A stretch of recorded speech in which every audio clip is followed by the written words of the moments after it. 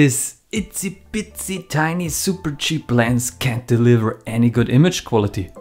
Or can it? Hi and welcome to this review of the Pergear 25mm f1.8. This lens is available for many mounts like Fuji X and EOS M, but this version I have here is the version for Micro Four Thirds. I got this lens for 52 euros on eBay and I use it on my GH5, which is Micro Four Thirds. I think Micro Four Thirds is the best mount to use this lens on, since 25mm is the full frame equivalent of 50mm. So this could be a great nifty-fifty. I have this lens for a week now, and since I got it, it lived on my GH5. I really fell in love with this tiny lens. This review will be very video centric, so if you want to have a photographic look on this lens, you might check out another review. But now we will take a closer look. First, let's take a look at build quality. This lens is fully metal from the front to the back. It has a metal mount. The aperture ring and the focus ring turn very smoothly. A little bit too smooth sometimes for my likings, but I think focusing works like a charm. It has a 90 degrees focus ring, which in my opinion is the perfect angle for manual shooting when you are a single shooter, so a big plus for me. The front element extends as you rotate the focus ring, but the front element doesn't rotate. The hood is a screw-on hood and that's a real hassle. I hate it very much. I never use it. I don't have it right here because I think it's an additional hassle to screw on and screw off the hood every time you want to use it. And it doesn't really help when it comes to flaring or such. So I think the hood is useless, but the lens is nice the way it is. When it comes to handling, I already mentioned that this lens is fully metal built and it has manual focus and aperture ring. Therefore, there are no electronic contacts on this lens.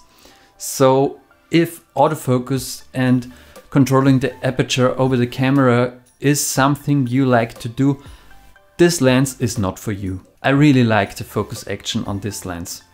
It fits really nicely on my GH5 and any other Micro Four Thirds camera for that means, but there are two downsides. First, when I grip the focus ring too tightly, it wiggles a little bit.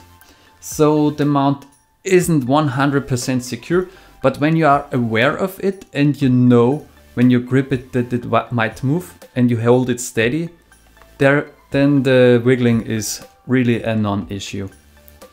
The other problem I have with this lens is that the aperture ring is really near to the mount, and if I want to unmount the lens and mount it, I always rotate the aperture ring, which I don't really like, but these are just minor issues for a very great lens. All in all, I really like the handling. Focusing is very nice. It fits great on my Micro Four Thirds cameras.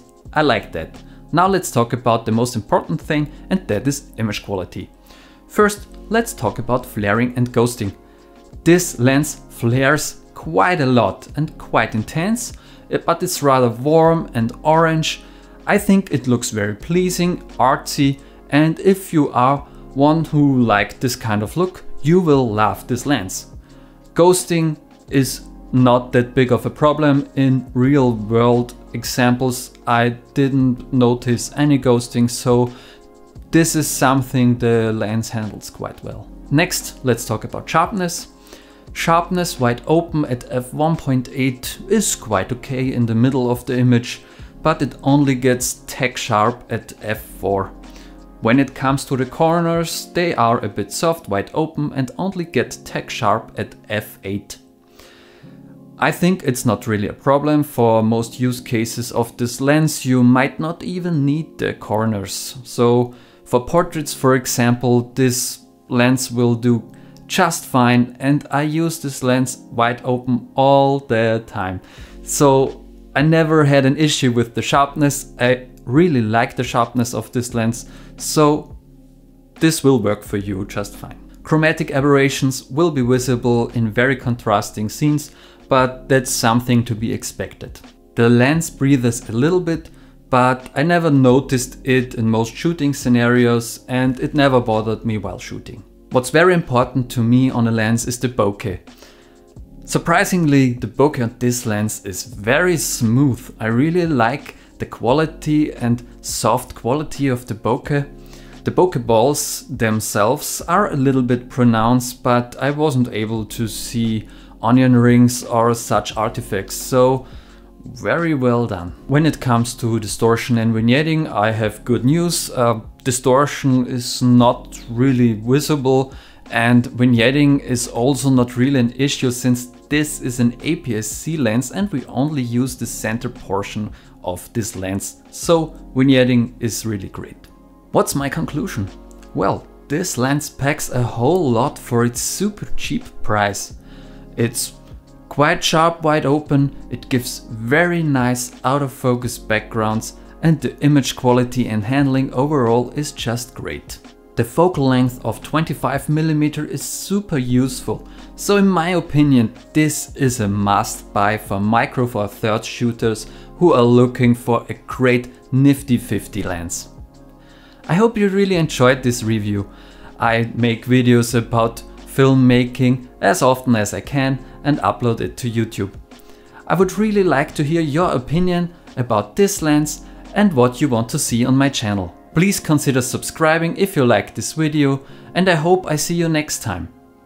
I hope you have a nice day and create something extraordinary.